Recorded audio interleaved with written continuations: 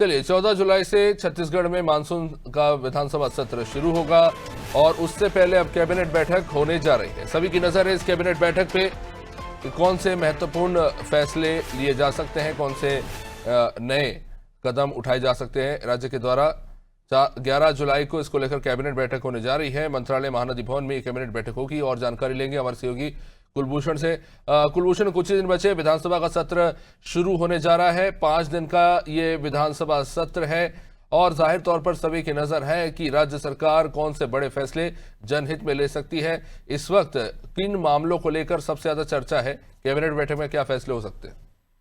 जी देखिए, मानसून सत्र शुरू होने वाला है। 14 तारीख से मानसून सत्र चालू है और उससे पहले जो कैबिनेट बैठक हो रही है उसमें यकीनन तौर पर कई अहम चीजें हैं जिसमें हो सकता है कि इसमें फैसले लें, क्योंकि मानसून सत्र से पहले जिन मुद्दों को कांग्रेस आगे लेकर जाने वाली है या जिन मुद्दों पर कांग्रेस जो है आपत्ति वहां पर देने वाली है, हो सकता है कि जैसे अभी क्योंकि मानसून सत्र है और अभी स्वास्थ्य से रिलेटेड कई ऐसी चीजें हैं जिसको लेकर कांग्रेस लगातार वहां पर विरोध कर रही थी।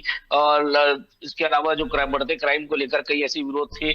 इसके अलावा जो भी धान और खरीद को लेकर जो सबसे अहम जो मुद्दा था कांग्रेस का, वो तो इस बार बड़ा फैसला जो मुख्यमंत्री ने पहले ही दूर कर दी कि खाद और बीज की जो कमियां थी उसको लेकर सीएम ने पहले ही घोषणा कर दी है। तो हो सकता है कि किसानों से संबंधित कुछ बड़े फैसले जो है वो देखने को मिले, ताकि कांग्रेस के बाद कोई ऐसे बड़े मुद्दे ही ना बचे जिसे लेकर वो आगे विधानसभा सत्र के दौरान उन पर बातें कर सके। तो हो सकता है कि किसान या फिर स्वास्थ्य से रिलेटेड कई ऐसे अहम फैसले जो है वो हमको देखने को मिल सकते हैं। पिछले दिनों जिस तरह से मुख्य सचिव को बदलने की बात की जा रही थी, लेकिन उनका स्टे भी आगे बढ़ा दिया गया है। तो मुख्य सचिव अगर वहीं रहते हैं तो किस तरह के कार्य वहां पर हमको देखने को मिलेंगे, क्या कार्य नए होते हैं, ये भी देखने वाली बात होगी जी।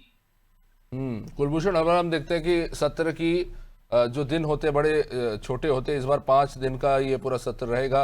हर बार विपक्ष सवाल उठाता है कि जो समय है बहुत कम दिया जाता है, 5 दिन का विधानसभा सत्र इस बार भी है।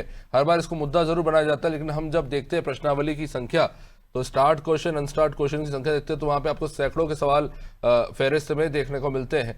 वैसे आमतौर पर ये विधानसभा की प्रक्रिया भी है, लेकिन क्या लगता है इस बार जो मुद्दा है, भले वो भ्रष्टाचार का मुद्दा हो, चाहे वो धान संग्रहण का मुद्दा हो, और जो भ्रष्टाचार के आरोप लग रहे हैं, और ये बड़ी दिलचस्प बात है कि विपक्ष के नेता अपने नेताओं को भी कटघरे में खड़ा कर रहे हैं और बीजेपी के भी, तो क्या लगता है कि इस बार थोड़ा हंगामेदार रहेगा सत्र?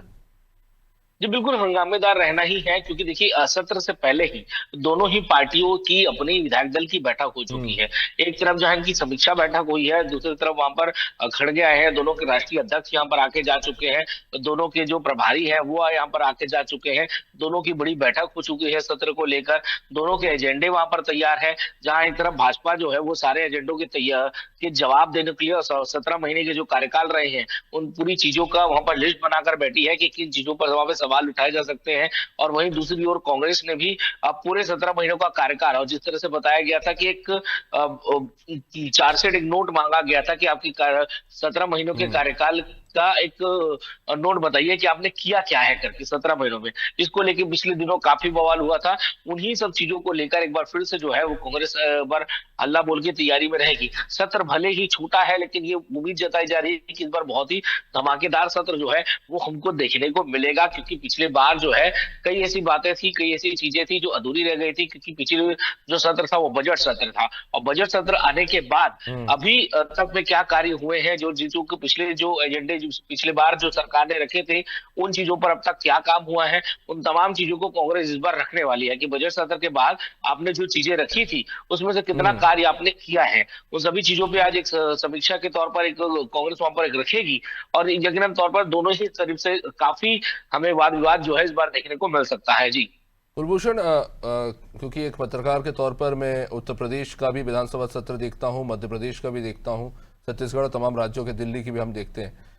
लेकिन मुझे छत्तीसगढ़ की एक बात बड़ी अच्छी लगती है कि विधानसभा सत्र में एक चीज़ है, एक संवेदनशीलता है, एक आपसी सम्मान है। रमन सिंह विधानसभा अध्यक्ष के तौर पर भी, विष्णुदेव साय मुख्यमंत्री के तौर पर भी, और नेता विपक्ष भी, चरणदास महंत जी बड़े साधारण तरीके से सवाल रखते हैं। बीजेपी के खुद के नेता भी अपने ही मंत्रियों से बड़े साधारण तौर पर वो महत्वपूर्ण सवाल पूछते हैं। तो मेरे ख्याल से हमें इस बात पर भी कहीं ना कहीं इसकी सराहना करनी चाहिए कि ठीक है, राजनीति एक तरफ चलती रहती है, बीजेपी, कांग्रेस और तमाम दूसरे दलों की, लेकिन विधानसभा के अंदर जब ये नेता होते हैं तो बहुत कम ऐसे राज्य हैं जिनके बारे में तारीफ करना चाहूंगा, लेकिन छत्तीसगढ़ ऐसा राज्य मुझे लगता है, क्योंकि मैं इनके विधानसभा सत्र को देखता हूं, तो बहुत संवेदनशील है और ईमानदारी से वहां पे सवाल लगते हैं। सिर्फ इस मुद्दे से नहीं कि हमें बीजेपी पे हमला करना है या बीजेपी के नेता ये सोचते हैं हमें कांग्रेस पे हमला करना है, लेकिन वहां पे लोगों के हित को लेकर बात होती है। बड़ी अच्छी बात लगती है मुझे छत्तीसगढ़ की। जी, बिल्कुल। अब ये बात तो सही है। जिस तरह से अब शराब घोटाला के मामले को भी अगर देखा जाए तो उसमें भी कई पक्ष के भी कई ऐसे नेता थे जिनका नाम वहां पर सामने आ रहा था, विपक्ष के भी कई नेता थे जिनका नाम सामने आ रहा था, और कांग्रेस ने अपने ही नेताओं को कई बार आगे किया। उन्होंने उस चीज से मुकरा नहीं है कि हमारे भी कुछ लीडर उसमें शामिल थे, और उन्हें साफ तौर पर ईडी की स्वच्छ जांच की वहां पर बात की गई कि जो जो इसमें शामिल होगा उनके नाम आप सामने रखिए, जो अधिकारी उनके कार्यकाल के दौरान शामिल होंगे उनके नाम आप शामिल रखिए, और जो भी कार्रवाई होगी उसका पूर्णतः सहयोग करने की बात कांग्रेस ने भी कही है। हालांकि बात सही है, क्योंकि चरणदास महंत को लेकर पिछले दिनों कांग्रेस में भी काफी बवाल यहाँ पर हुआ था। भूपेश बघेल ने भी साफ तौर पर उनपे सवाल उठाए थे कि अगर आप नेता प्रतिपक्ष हैं तो सबसे ज्यादा सवाल आपके होने चाहिए, लेकिन आप पीछे रह जाते हैं।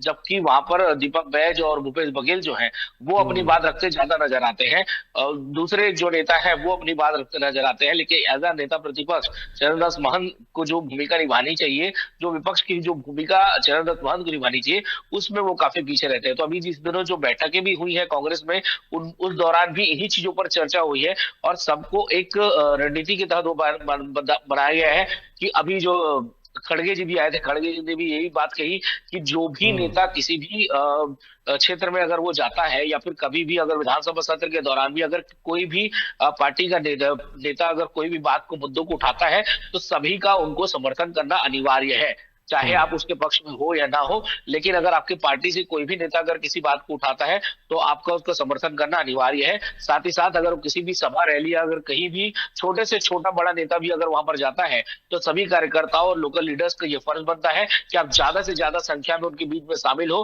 ताकि पार्टी के तौर पर एक मजबूती लोगों को देखने को मिले।